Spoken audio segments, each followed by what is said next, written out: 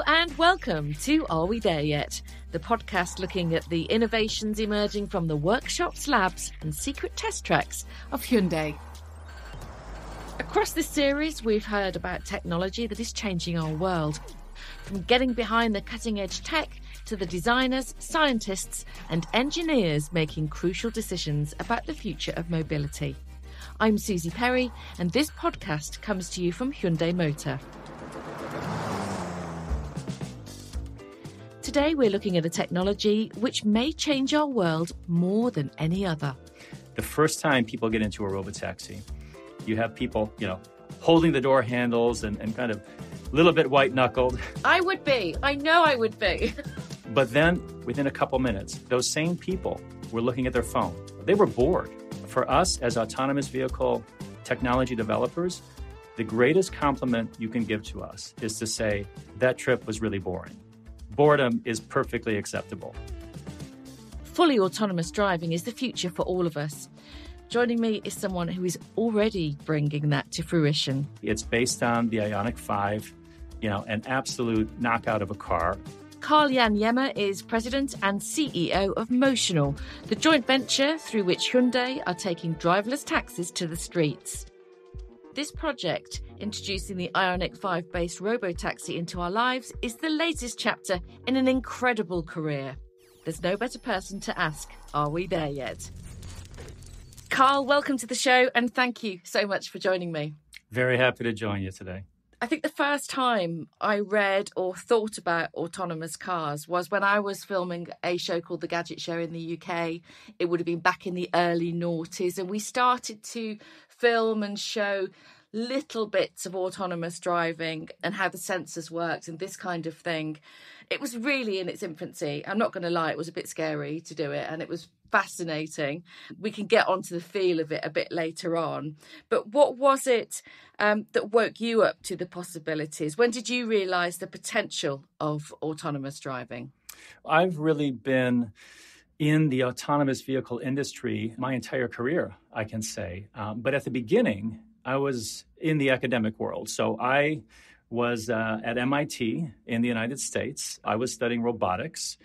The robots I was interested in happened to have four wheels and they rolled around the floor. So they looked a lot like cars. But this was really the early days of autonomous driving. We didn't really call it autonomous driving then. We just called it robotics. To give you an example, we'd ask the robot, to drive around an obstacle. Sometimes it would drive around the obstacle. Sometimes not so much. It would bump into the obstacle. So the technology was still very much under development. Over time, myself, a lot of researchers around the world in the robotics community, we continued to develop the technology. And after a while, that little robotic car got pretty good at avoiding obstacles. And if you squinted at it, you could see a day where this technology could transition to city streets around the world. There was one other event that was really, I would say, fairly formative. It was called the DARPA Urban Challenge, the DARPA Grand Challenge. DARPA is a government agency, a U.S. government agency that sponsored these challenges. DARPA basically said, hey, anyone who wants to develop a driverless car, put it in a contest that we're going to sponsor, and the winner will give you $1 million. Wow. And then they later raised the prize to $2 million. So this was a big incentive for researchers around the world to try to build a very early version of an autonomous car. And that really fueled a lot of imagination around the world, mine included. Not too long after that, I formed a startup company called Nutonomy. We were, I think, the world's first startup that was fully focused on building autonomous cars that were going to drive around cities. And that was in 2013. And it's really taken off from there. You're originally from Detroit. Mm-hmm. So how big a part of your early experiences were cars and the car industry? Because obviously Detroit is so well known for that. Yeah. Well, if you grew up in Detroit in the 70s, as I did, cars were everywhere. It was really in the water in that part of the country. And I can honestly say that almost everyone I knew either had a family member or, let's say, a first relation that worked in the auto industry. It was that common. Everyone was in auto. You've also written a lot of books, novels. Do you see the mobility business as an imaginative challenge? At one point in my career, thought I would be a fiction writer. I wrote a couple of works of fiction, a novel, a book of short stories. It was something I loved doing and still do. What we're doing in the autonomous driving industry is something fundamentally new. We're creating a technology that doesn't exist. Anytime you do something fundamentally new, it's a creative process, really by definition. The difference when you're writing a book, of course, is you're sitting in a room and creating the entire thing yourself. Here at Motional, we've got 1,100 plus employees working toward this common goal of building this technology and these products. So a little bit different in that regard. But absolutely, what's shared is the creativity and the interest in doing something fundamentally new. Karl, before we get on to this fantastic project, let's talk about Motional. At Motional, you're pioneers in driverless technology. And can you introduce your mission, as it were? We have a very clear mission. It's to make driverless vehicles a safe, reliable, and accessible reality. It's not an R&D project.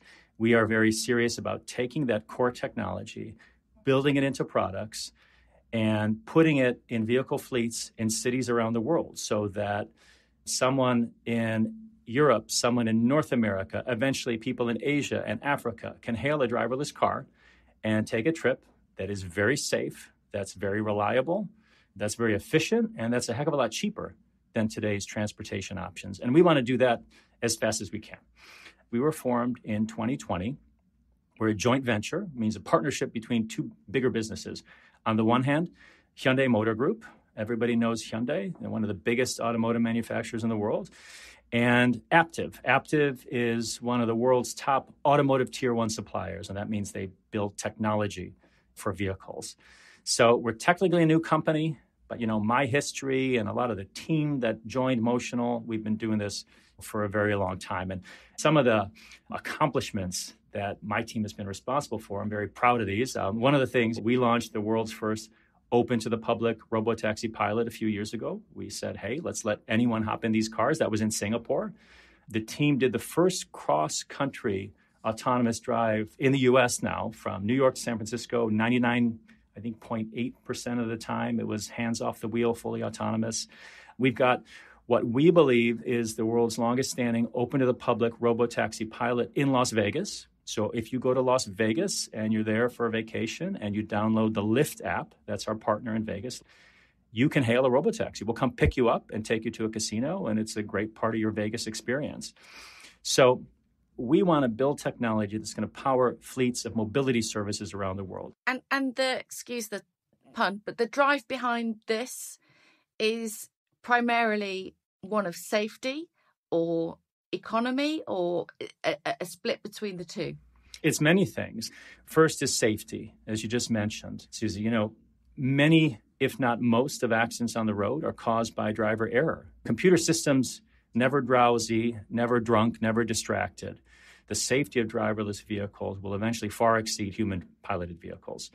Efficiency is another one. A lot of times, taxi drivers in a city tend to all cluster in the same location. So if you're in a very busy part of a city, you can get a taxi.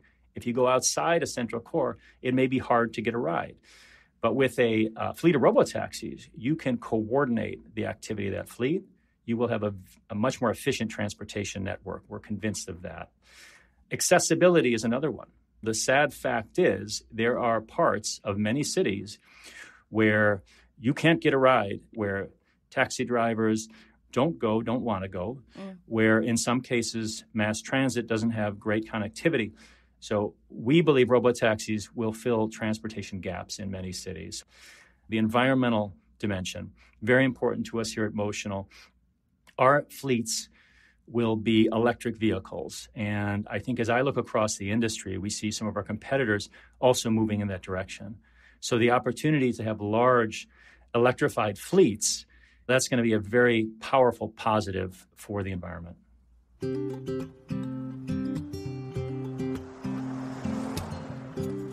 Let's come to the IONIQ 5 Robotaxi now. How did this collaboration with Hyundai come about with Motional?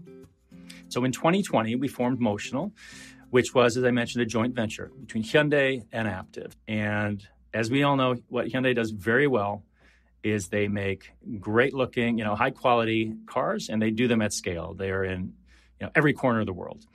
Our ambition at Motional is to deploy robotic taxis all over the world, but they have to be extremely reliable. They have to have that same reliability as you would get for a passenger vehicle. You really need to partner very closely with an auto manufacturer. So we partner really hand in glove with Hyundai to build our first generation Robotaxi. It's based on the IONIQ 5 platform, which is, an absolute knockout of a car, and it's received acclaim really all over the world. So that strategic relationship with Hyundai is extremely valuable for us. It gives us a really strong competitive advantage in the autonomous driving industry. The fact is, working very closely with Hyundai on this initiative really gives you an appreciation on the immense complexity of just a standard passenger vehicle. And then, of course, adding the autonomous dimension to it, which, as you can imagine, there's a lot of complexity in the sensors, the computers, the software. You have an enormously complex system, and it's taking ingenuity of Motional's best engineers as well as Hyundai's best engineers to make it a reality. As somebody who's spent time in these IONIQ 5 robotaxis, can you talk us through the passenger experience from the very beginning, if you like? Sure. From booking a cab until you get to your destination. The booking part of it will look really no different than what you're used to today. Motional is going to partner with some of the leading ride-hail businesses in the world to integrate our vehicles with their networks. So you'll open an app. You'll be able to choose a class of service, and in this case, you may get to choose Robotaxi. You'll hail a car if there's one close to you in the neighborhood with a short arrival time. We'll pick you up. Now, here's where things get a little bit different. You approach the vehicle, there's no one behind the wheel, right? It's a Robotaxi. So we've built technology to allow people to access the vehicle. Think of like a swipe to unlock on your phone. This will be a physical version of that. You will swipe on your phone and the vehicle will grant you access. It will unlock for you. You get into the vehicle. Instead of a fellow behind the wheel or a woman driving the car, you're looking at a screen which knows your route, knows where you want to go. We have systems to ensure that you're safe in the car, that you buckled up and are ready to travel. You hit go, and off you go. That's where the magic comes in. The autonomous software is navigating.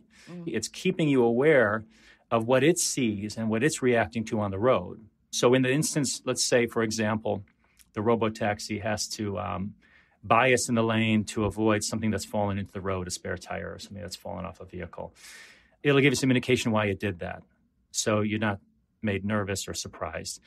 We focus a lot on the comfort of the ride. What people don't want to experience in a Robotaxi is a ride that's a little bit jerky, that feels robotic. They really want to ride in a vehicle that feels like it's being driven by an expert human driver. So we've spent countless hundreds and thousands of hours to really tune the ride quality to be very comfortable. You'll get to the end of your trip. Vehicle will say you're here.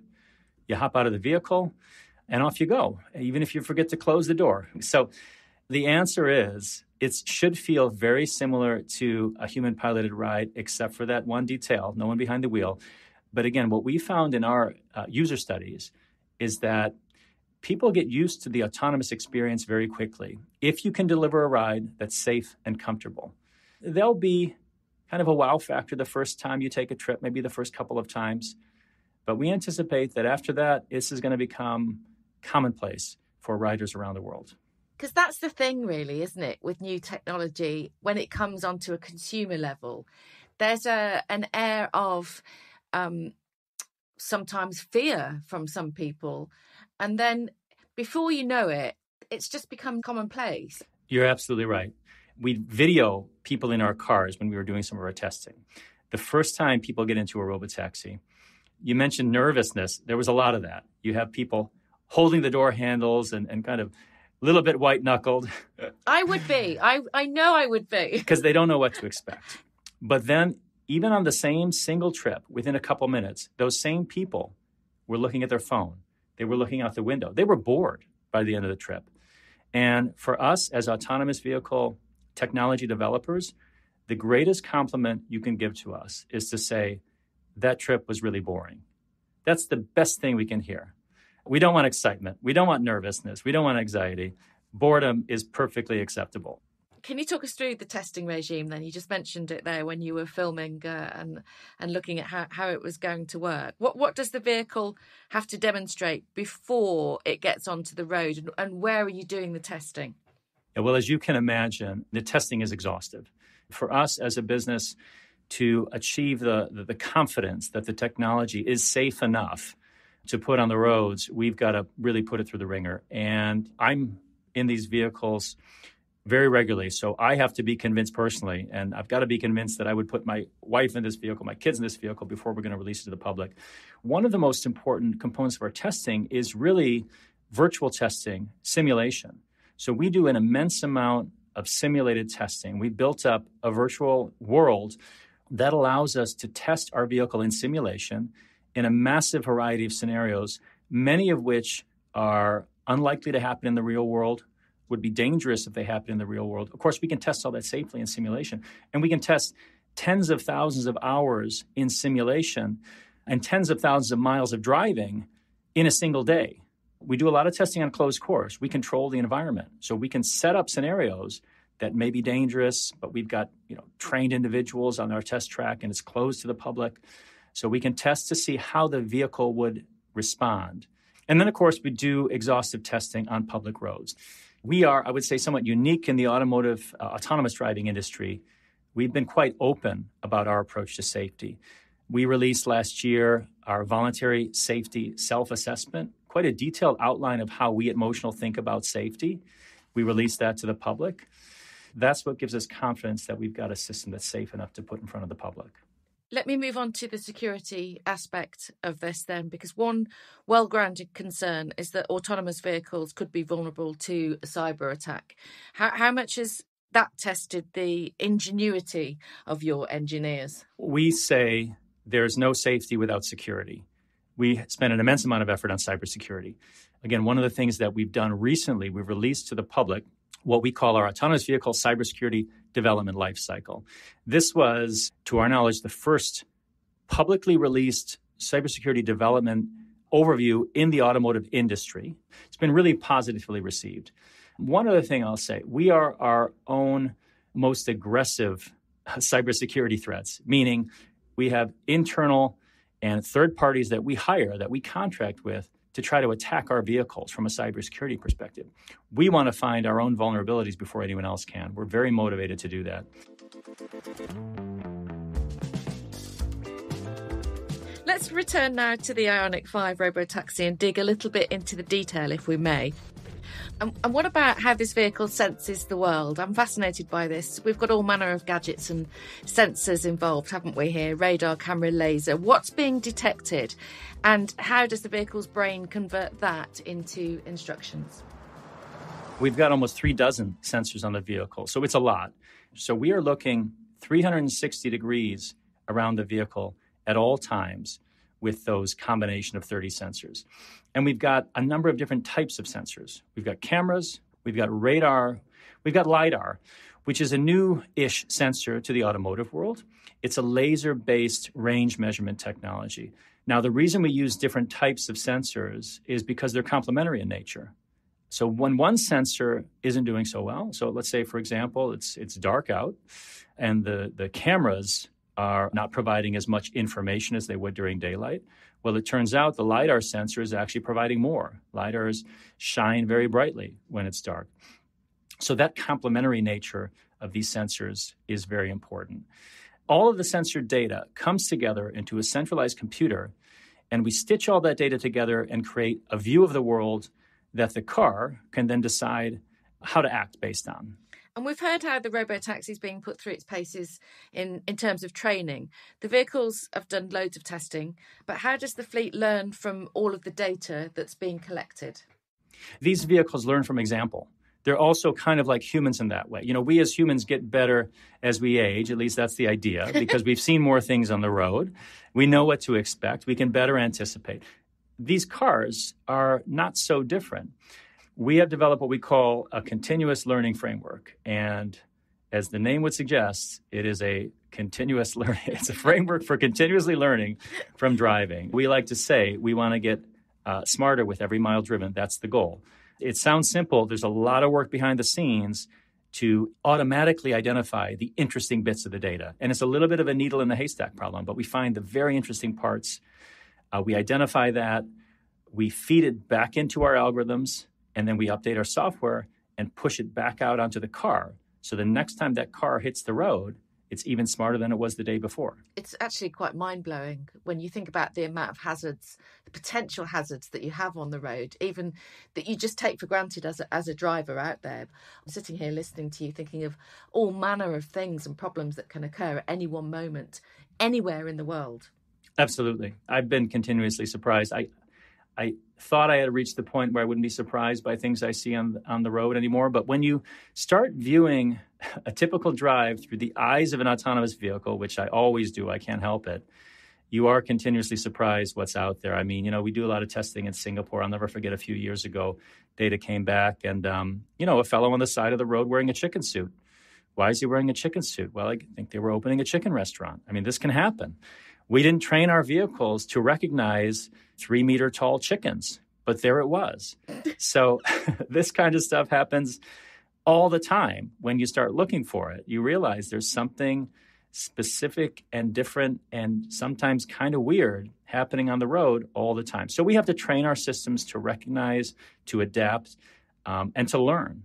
Quite frankly, I can't believe that wasn't a priority, a 3-meter high chicken. The collaboration and the partnership, let's have a little bit more of a chat about that. How vital is their attitude to innovation, would you say, with something like this? Hyundai's been a great partner. They are really transforming their business and thinking very both deeply and broadly about what it means to move people in the coming decades, in the coming 100 years. And it won't be just about selling personally owned vehicles. It'll be about providing mobility in general. It'll be about providing mobility assistance. It'll be about robotics, one of my first loves. And Hyundai is really bringing a lot of these threads together. So they are at, I think, the forefront of innovation in mobility. And for that reason, they are the perfect partner for a business like Motional, because I would describe us in exactly the same way. The future of mobility, we've shifted as an industry. When I was growing up in Detroit in the 70s, it was who could build the biggest engine with the most horsepower, generate the most torque, and miles to the gallon, not so important. Sometimes build quality wasn't fantastic. That was the battleground. Times have changed. Attitudes toward car ownership have changed. Let's look ahead now. What are the key dates in terms of seeing this on the streets? 2022, big year for us. 2023, even bigger. I mean, I love the title of this podcast, Are We There Yet? Because for us at Motional, the answer is, yeah, just about. And I say that because 2023 is when we're launching our first driverless Robotaxi service in Las Vegas. We're partnering with Lyft, one of the major North American ride-hailing networks. In certain parts of the city, you'll be able to hail a Motional driverless vehicle. It'll pick you up, take you where you want to go. All the benefits I've just described, that user experience we talked about, that'll be part of it all. So we are working hard to get there. We're leading up to that 2023 driverless launch with what we call a soft launch. And what that means is there will be IONIQ 5 vehicles on the road in advance of that launch in 23. So in this year, we've got R&D vehicles cruising around the city right now, collecting data and doing testing, et cetera. So that's a big milestone for us that's upcoming. Now, also this year, we are going to be doing some autonomous deliveries, not of people, but of food. Also with the IONIQ 5, this will be a partnership with Uber Eats. This is in Santa Monica in California. So a smaller partnership, but with Uber Eats, one of the major players in food delivery, certainly in the U.S., and obviously a global brand. So a great partner that we're very excited about. The insight there is, from a technical perspective, it's not that different to deliver a person or a pizza. We want to just ensure that our cars are busy, that they're engaged in a revenue-generating trip as frequently as possible. So we love the idea of partnering with both ride-hail companies and delivery companies to ensure we're making the most out of our technology. This podcast, as you mentioned, is called Are We There Yet? The IONIQ 5 Robotaxi seems like it is there, but what further changes need to happen before autonomy sweeps the world? Well, we as technology developers need to continue our expansion. We need to continue developing the technology, to ensure, first of all, the technology is safe, but also to make sure it gets smarter and smarter. And what that's going to allow us to do is expand our reach. Right now, there are autonomous vehicles on the road. Again, are we there yet? The answer is yes, but it depends where you live. If you're in a city like Vegas, if you're in San Francisco, if you're in a few other major cities, you can see autonomous vehicles as part of your daily commute. But that's the exception rather than the rule. So what we need to do as technology developers, continue to develop the tech, continue to explore new markets, new cities, get our cars on the road, introduce them to the public in the right way, work with regulators, make sure that, we're on the right side of regulation and we're working kind of hand in hand with them. And that's how we're going to eventually scale this technology to a very broad global reach. Karl, it's been an absolute pleasure. Thank you so much for talking to me. Thank you, Susie. This was a lot of fun. If you're excited by cutting-edge technology, electric vehicles, sustainability, and the projects Hyundai are leading, you can find out more at Hyundai.com. And make sure you follow or subscribe to the Are We There Yet podcast from your usual providers. It means, of course, you'll never miss an episode. Thank you so much for listening. Goodbye.